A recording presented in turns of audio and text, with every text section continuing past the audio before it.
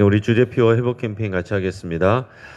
주여 이제 회복하게 하소서. 예배를 회복하겠습니다. 기도를 회복하겠습니다. 사랑을 회복하겠습니다. 가정을 회복하겠습니다. 사명을 회복하겠습니다. 아멘. 묵상 말씀 누가복음 10장 27절 우리 세 번 같이 하겠습니다. 시작. 대답하여 이르되 내 마음을 다하며 목숨을 다하며 힘을 다하며 뜻을 다하여 주 너의 하나님을 사랑하고 또한 네 이웃을 내 자신같이 사랑하라 하였나이다. 대답하여 이르되 내 마음을 다하며 목숨을 다하며 힘을 다하며 뜻을 다하여 주 너의 하나님을 사랑하고 또한 내 이웃을 내 자신같이 사랑하라 하였나이다. 대답하여 이르되 내 마음을 다하며 목숨을 다하며 힘을 다하며 뜻을 다하여 주 너의 하나님을 사랑하고 또한 내 이웃을 내 자신같이 사랑하라 하였나이다. 아멘. 오늘 하나님께서 우리에게 주시는 말씀은 사사기 13장 15절에서 25절까지의 말씀입니다. 오늘 본문을 통해서 부족한 자도 사용하시는 하나님, 이런 제목으로 오늘 말씀의 은혜를 같이 나누겠습니다. 우리나라 플룻 연주자 중에 송솔나무라는 이름의 연주자가 있습니다. 아마 들어보신 분들도 있을 겁니다. 그는 명문 줄리어드 그리고 스위스 로잔 국립음악대학을 졸업한 천재 플룻니스트라고 그렇게 부릅니다. 근데 그는 플룻 연주만 이렇게 하는 것이 아니라 어디 다닐 때 틴 휘슬이라고 하는 이 소박한 유럽 피리를 종종 같이 연주를 합니다. 이 틴 휘슬은 우리 영화 타이타닉 보면 그 주제 음악에 나오는 그 연주하는 그 악기가 틴 휘슬이에요. 자, 그가 연주하는 그 플룻 뭐 몇 대가 있지만은 제일 비싼 거는 이제 금으로 만들어져 있습니다. 금으로 씌워져 있는데 그 가격은 억 단위입니다. 그런데 틴 휘슬은 1, 2만 원짜리예요. 하지만 금으로 만든 플룻 연주만큼이나 이 값싼 틴 휘슬 연주도 사람들에게 큰 감동을 줍니다. 그는 틴 휘슬로 드라마 허준, 동이, 이산 이런 주제곡을 또 연주하기도 했습니다. 또 이분은 신실한 크리스천으로서 또 간증 집회도 많이 합니다. 그러면서 뭐라고 간증하냐면 하나님은 금으로 만들어진 이런 비싼 악기 같은 사람만 사용하시는 것이 아니라 티니슬처럼 가진 것 없고 부족해도 얼마든지 아름답게 사용하신다는 것을 이렇게 증거하면서 다닙니다. 이 송솔나무 씨가 어릴 적에 지금도 좀 키도 작은 편이지만 키도 작고 또 미국에 가게 됐는데 영어도 잘 못하는 상황에서 그것에서 많은 이제 어려움을 겪었다라고 해요. 또 항상 그 누나가 있는데 그 누나가 항상 재능이 많아서 누나에게 항상 치여 살면서 열등감 속에서 이렇게 살았습니다. 그리고 거기 이제 미국 아이들이 이제 키 작은 동양 아이라고 말도 잘 못한다고 그렇게 괴롭히고 힘들게 했다는 거예요. 그래서 울면서 막 원망하고 있을 때 그때 하나님께서 또 이 송솔나무 어린 송솔나무를 찾아오셔서 그렇게 위로해 주셨다고 그럽니다. 왜 그렇게 슬퍼하느냐? 내가 너와 함께 해주지 않느냐? 이런 음성을 주시면서 또 그런 은혜를 받았다라고 그래요. 그러면서 그의 삶이 이제 바뀌게 됐는데 그래서 그는 지금도 많은 사례비를 주는 그런 큰 음악회보다 하나님을 간증할 수 있는 하나님을 높여드릴 수 있는 영광 돌릴 수 있는 그런 소박한 작은 자리 간증하는 자리 이런 자리를 더 귀하게 여깁니다. 그래서 자신의 간증을 담은 하나님의 연주자라는 그런 책도 몇 년 전에 냈습니다. 그러면서 언제나 자신은 틴 휘슬처럼 부족한 사람이지만 하나님이 자신을 아름답게 연주하신다는 것과 또 자신은 하나님의 영광을 위하여서 연주하는 쓰임받는 하나님의 연주자라는 것을 항상 증거하면서 이렇게 다닙니다. 만약에 하나님께서 엄격한 오디션을 통해서 특출한 사람만 뽑아서 1등한 사람만 뽑아서 하나님의 일꾼을 삼으신다든지 또 배경이 아주 좋은 사람만 몇 대째 또 신앙 가운데 아주 특출한 공헌을 한 그런 가문의 사람만 뽑아서 사용하신다면 많은 그리스도인들은 절망할 수밖에 없을 것입니다. 하지만 하나님은 부족한 사람도 사용하십니다. 그것이 우리에게 정말 놀라운 은혜가 되는 거예요. 오늘 본문은 하나님의 사자가 삼손의 부모를 만나는 장면입니다. 자, 이스라엘 백성은 또다시 하나님을 떠나서 우상 숭배를 했습니다. 그래서 하나님은 이제 이스라엘 백성을 이웃나라 블레셋의 손에 맡겼다라고 그랬습니다. 그래서 블레셋이 이스라엘 백성을 괴롭힌 지 40년이나 됐습니다. 하지만 하나님은 이스라엘을 그냥 고통 속에 버려두지 않으시고 또 오늘과 같이 이 삼손을 준비하십니다. 구원해줄 이 사사를 준비하고 계세요. 영적으로 많이 성숙하거나 분별력이 뛰어나지 않은 그런 삼손의 부모였지만은 그럼에도 불구하고 하나님께서 그들을 선택하시고 먼저 찾아와 주시고 그들을 사용하신 것을 우리가 보게 됩니다. 자, 이스라엘이 고통받고 있을 때, 블레셋 때문에 고통받고 있을 때에 소라 땅 단지파의 자손 중에 마노아라 하는 사람이 있었습니다. 이 사람이 이제 삼손의 아버지가 되는 거죠. 이제 이 마노아의 아내는 그 당시 임신하지 못하는 상황이었습니다. 자, 이 성경에 보면 임신하지 못한 이 여인들에게 하나님이 천사가 나타나서 또 아이를 낳을 것을 이렇게 알려주고 또 귀하게 사용하는 장면들을 종종 보게 됩니다. 그 여러 사람들이 기억이 나죠.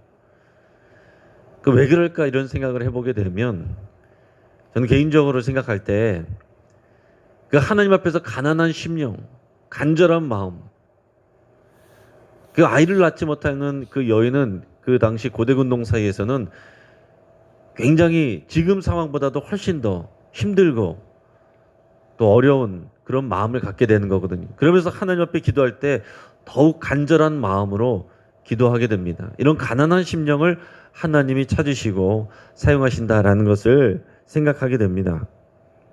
그런데 어느 날 이 마노아의 아내에게 여호와의 사자가 나타났습니다. 나타나서 임신하여 네가 아들을 낳을 것이다. 이렇게 수태고지를 해줍니다.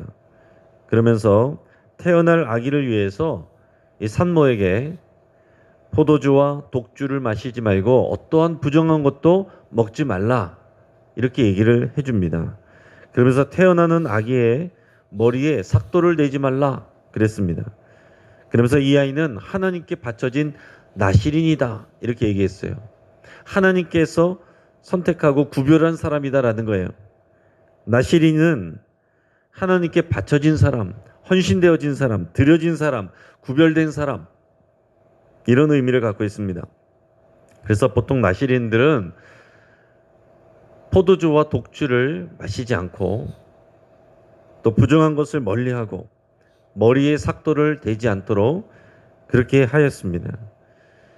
그 어릴 때부터 자신은 구별된 하나님께 드려진 사람이어서 세상의 것들과 구별되게 그렇게 거룩하게 살아가는 사람들이 나실인이에요.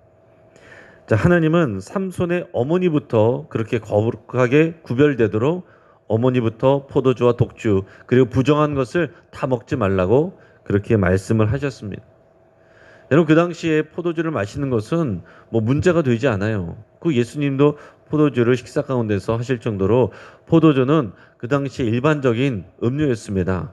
그럼에도 불구하고 포도주를 많이 마시면은 사람이 또 이제 정신을 잃게도 되고 실수를 하게 되고 또 그런 상황들이 있기 때문에 하나님께서는 이 구별된 사람에게는 나실인들에게는 포도주도 마시지 말라고 그렇게 말씀을 하시는 겁니다. 자, 이 얘기를 전해 들은 마노아는 하나님께 기도했습니다. 뭐라고 기도했냐면 하나님께서 하나님의 이 사자를 보내셨는데 다시 한번 보내주셔서 제가 꼭 만날 수 있게 해주십시오. 제가 그 여호와의 사자를 만나서 우리 아이를 주시면 어떻게 키워야 되는지 꼭 물어보고 싶습니다. 이렇게 기도를 했어요. 그랬더니 정말로 며칠 후에 그 하나님의 사자가 다시 나타났는데 이번에는 마노에게 나타났습니다. 그러면서 그의 아내에게 해줬던 말을 다시 그대로 해줬어요. 아이를 낳게 해줄 텐데 그 아이에게 포도주와 독주를 멀리하게 하고 모든 부정한 것을 멀리하게 하고 그리고 그 머리에 삭도를 대지 말라. 이 아이는 나실인으로 하나님께서 선택하셨다. 이런 말씀들을 고지해 줬어요.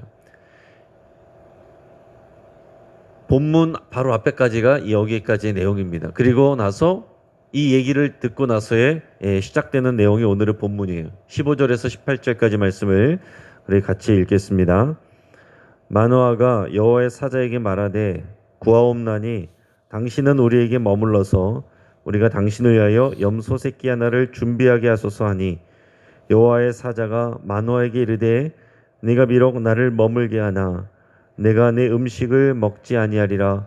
번제를 준비하려거든 마땅히 여호와께 드릴지니라 하니 이는 그가 여호와의 사자인 줄을 마노아가 알지 못함이었더라. 마노아가 또 여호와의 사자에게 말하되 당신의 이름이 무엇이나이까? 당신의 말씀이 이루어질 때에 우리가 당신을 존귀히 여기리이다 하니 여호와의 사자가 그에게 이르되 어찌하여 내 이름을 묻느냐? 내 이름은 기묘자라 하니라. 아멘.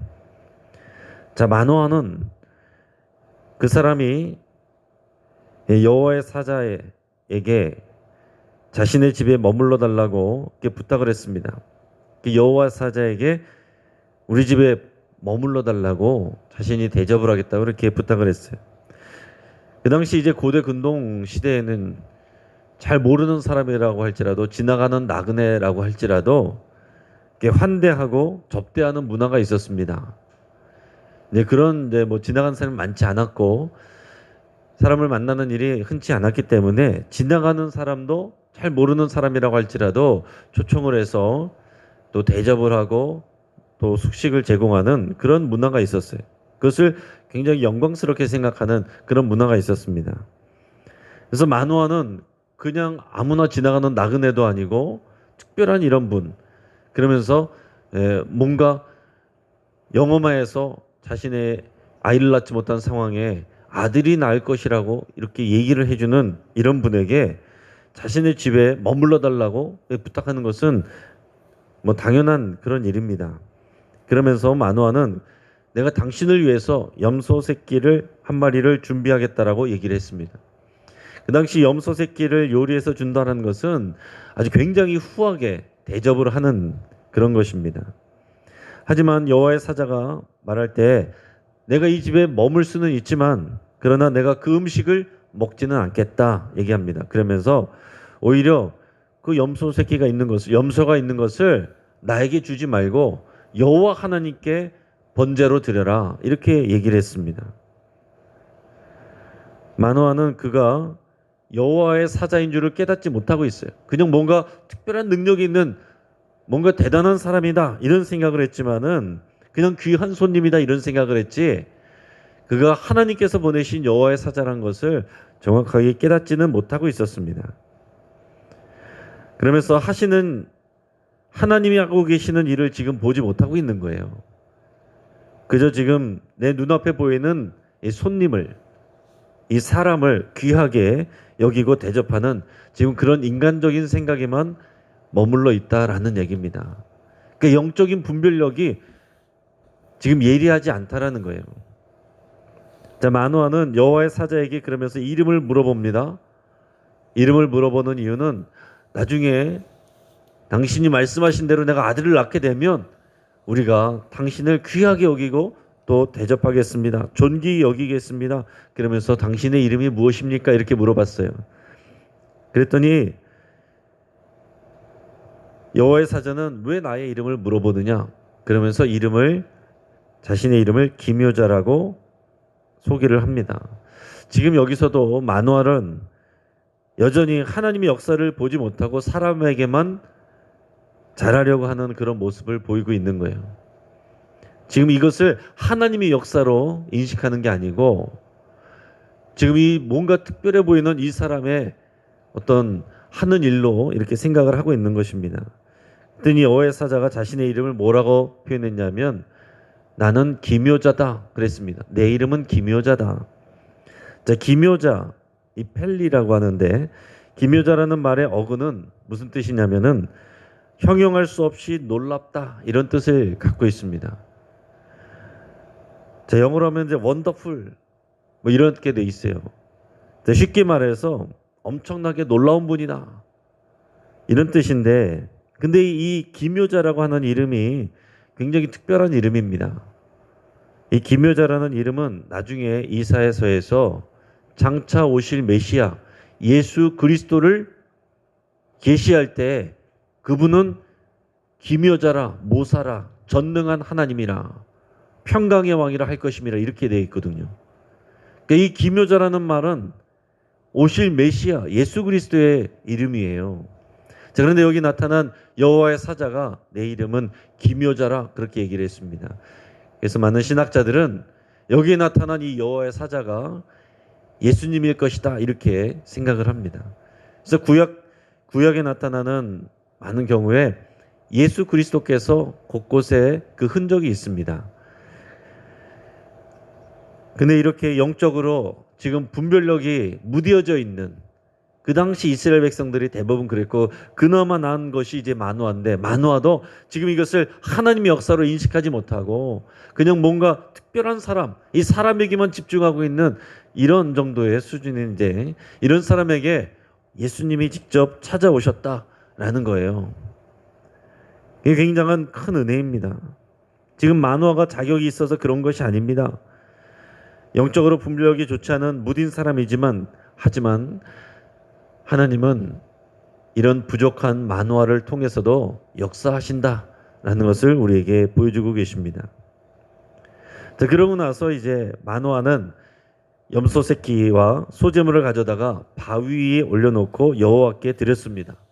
그랬더니 기드온에게 그런 역사가 일어난 것처럼 비슷하게 그런 일들이 일어났어요. 불꽃이 일어나서 재물을 태우고 위로 불꽃이 올라가는데 그 불꽃과 함께 순간적으로 자기 앞에 있던 이 여호와의 사자도 그 불꽃과 함께 위로 올라가 버렸습니다. 그러면서 사라졌어요. 놀란 마노아하고 그 아내는 땅에 엎드렸습니다. 우리 오늘 21절에서 25절까지 말씀을 우리 같이 읽겠습니다. 여호와의 사자가 마노아와 그의 아내에게 다시 나타나지 아니하니 마노아가 그제야 그가 여호와의 사자인 줄 알고 그의 아내에게 이르되 우리가 하나님을 보았으니 반드시 죽으리로다 하니 그의 아내가 그에게 이르되 여호와께서 우리를 죽이려 하셨더라면 우리 손에서 번제와 소제를 받지 아니하셨을 것이요 이 모든 일을 보이지 아니하셨을 것이며 이제 이런 말씀도 우리에게 이르지 아니하셨으리이다 하였더라. 그 여인이 아들을 낳음에 그의 이름을 삼손이라 하니라. 그 아이가 자라매 여호와께서 그에게 복을 주시더니 소라와 에스다올 사이 마하네단에서 여호와의 영이 그를 움직이기 시작하셨더라. 아멘. 자, 그런데 이때까지도 마노아는 깨닫지 못하고 있다가 여호와의 사자가 다시 나타나지 않는 것을 보면서 정말 사라진 것을 보면서 아, 그분이 정말 여호와의 사자구나, 천사구나 이것을 이제 깨달았단 말이에요. 마노아가 신앙이 있긴 하지만 영적으로 무뎌져 있고 탁해져 있는데 그 당시에 이스라엘 백성들의 그런 모습을 나타내어 보여준다라고 할 수 있어요. 그래도 그런 우상 숭배하는 사람들보다는 훨씬 낫겠죠. 하지만 훨씬 난 사람도 그 정도 수준이었어요.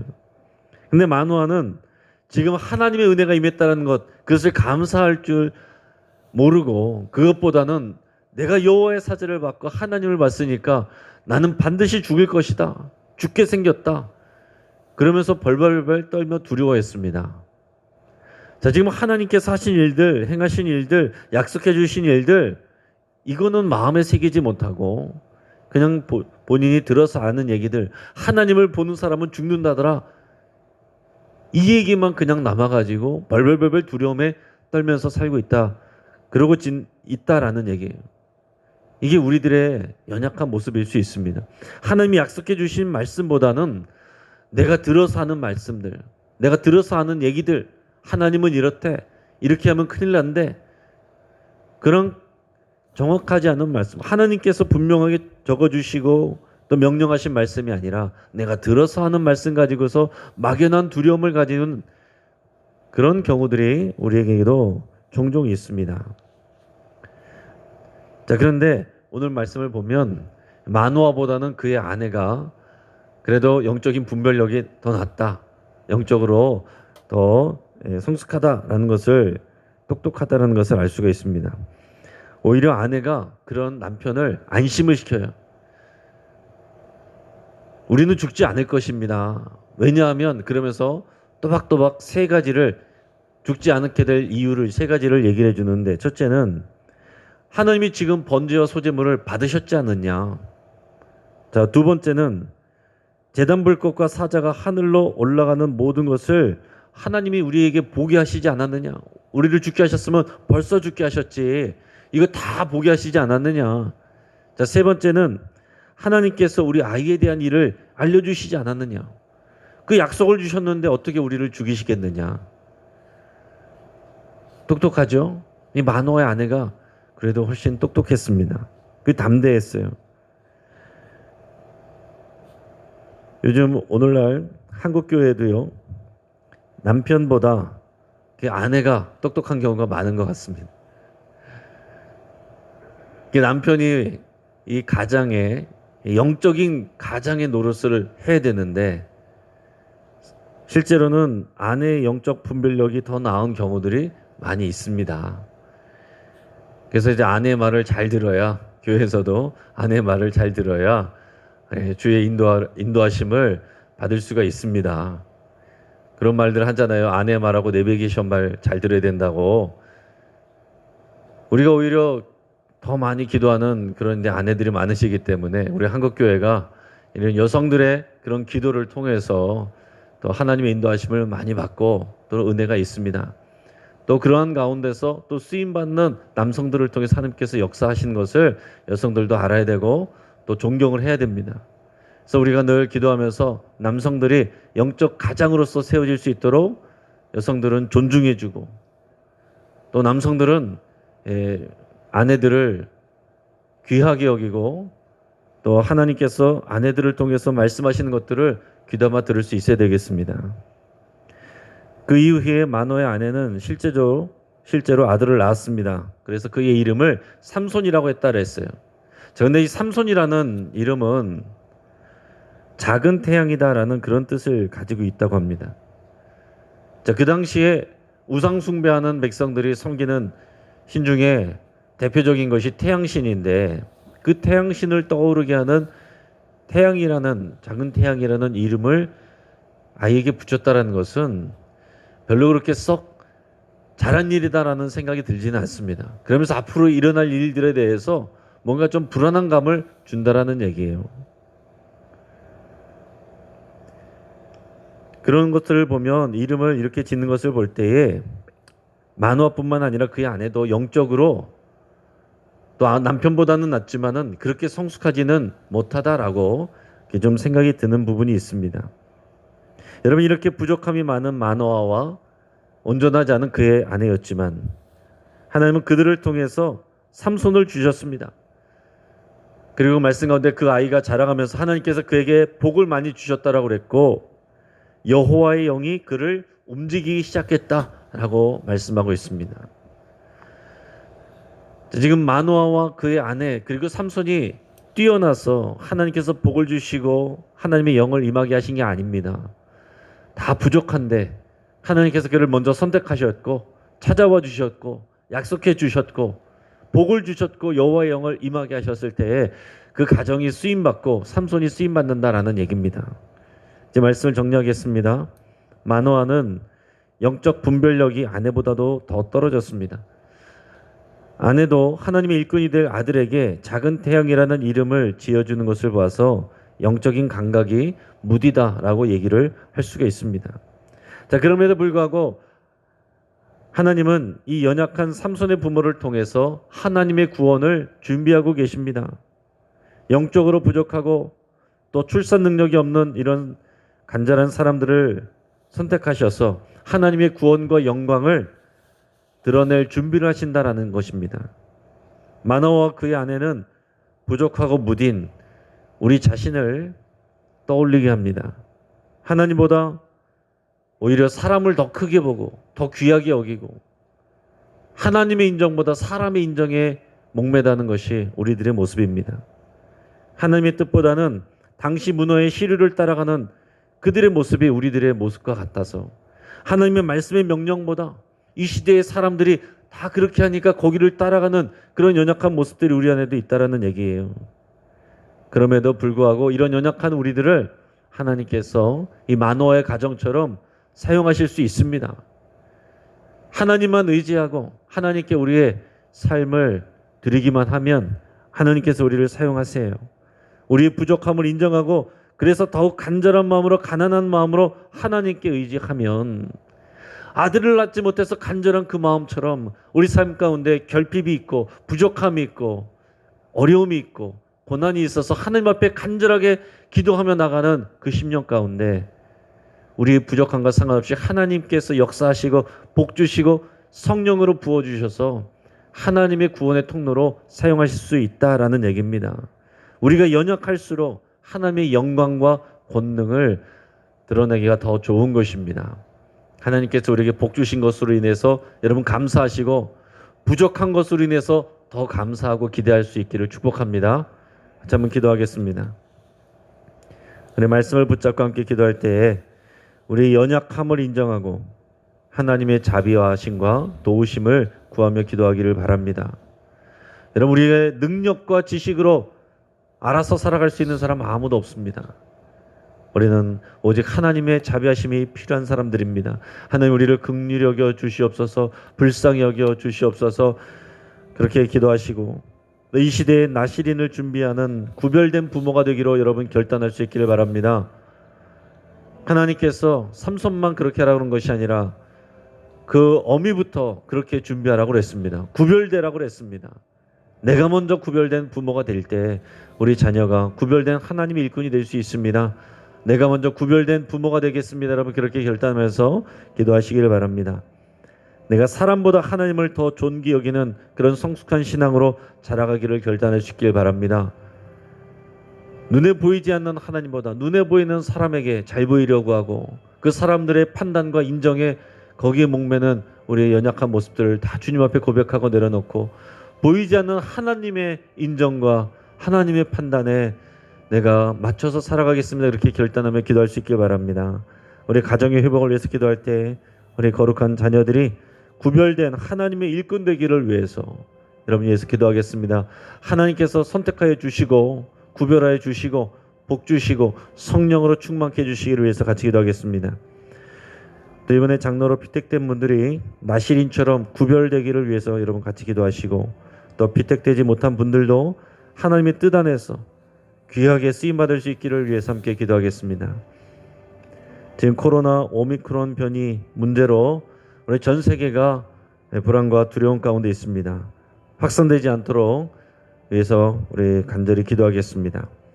지금 대림절 기간입니다. 이 대림절 기간에 우리 예수님을 더욱 소망하며 사모하기를 위해서 함께 기도하겠습니다. 이 시간 주여 한번 부르짖고 하나님 앞에 믿음으로 함께 기도하겠습니다. 주여